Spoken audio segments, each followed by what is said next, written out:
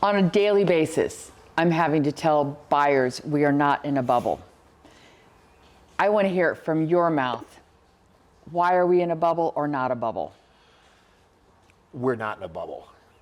I'm convinced of that. The bubble that everybody talks about from 2008 is kind of when the last bubble was a totally different environment. At that point in time, if you had a pulse and if you had basically not even much more than a pulse, honestly, you could get a loan. Yeah. The reform that happened in our business starting in 2008 and kind of stopped in 2011, there were a whole lot of changes put in place during that time frame that made it more difficult for somebody to qualify for a loan.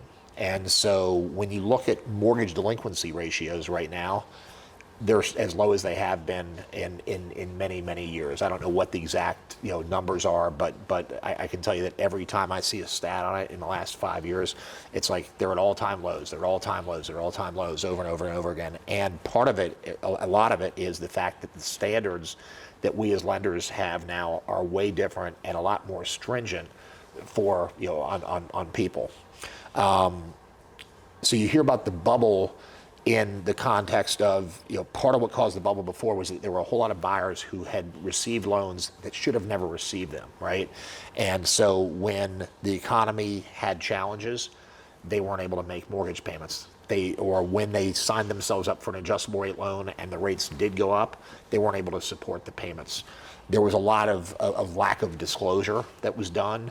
And so the bottom line is that all these buyers who were not qualified before are no longer homeowners. That caliber of buyer isn't able to qualify for a loan at this point. So that you start to look at other pieces of the bubble, right? And one of the problems with the bubble was that there were all these properties that got foreclosed on, right? Because these people got loans that weren't supposed to get them. Okay, so those people aren't going to get foreclosed on anytime in the future because the people who got the loans are people who should have them that can substantiate the payments, right? The other side of it is, let's say that the economy did start to perform poorly and we got into a prolonged poor performance.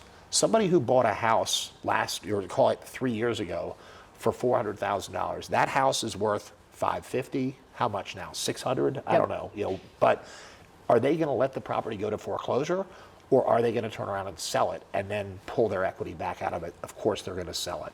So it's a different situation. I don't think that we're anywhere close to a bubble. I hear this from people a lot. I talked earlier about the fact that there's a whole group of population that's coming through that are people that are coming of age to buy. Those people are waiting to buy. We still are in a spot where you are seeing most of the time multiple offers on properties, at least in our immediate area. So if you have a nice property in a nice neighborhood and that is priced competitively with where it should be, given what it is and where it is, you're going to have typically more than one buyer right now lined up waiting for it.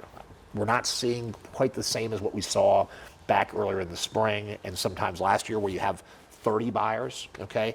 But I did hear last weekend of an offer on a property in Lorton that had 17 or 18 offers on it. I was involved in a couple situations this weekend where there were 7 and 8 offers on the same property. So you're still seeing it, So as long as you have pent-up demand, if a foreclosure did take place, that house hits the market, there's somebody already waiting in line to come buy it. Yep. So we don't have a bubble. It would take a large, I think significant economic downturn to create a bubble. And then even if you did, would we have a bubble here in the DC metro area? And would you have prices decreasing? I don't think you would. If you go back to 2008, there's areas around here where the prices didn't get hit at all. Other areas where, more outlying areas where they did go down. But by 2012 or 2013, the values were back up to a higher number than what they were in 2008. And now they're double what they were in 2013. So, yeah. So I don't think we have any bubble.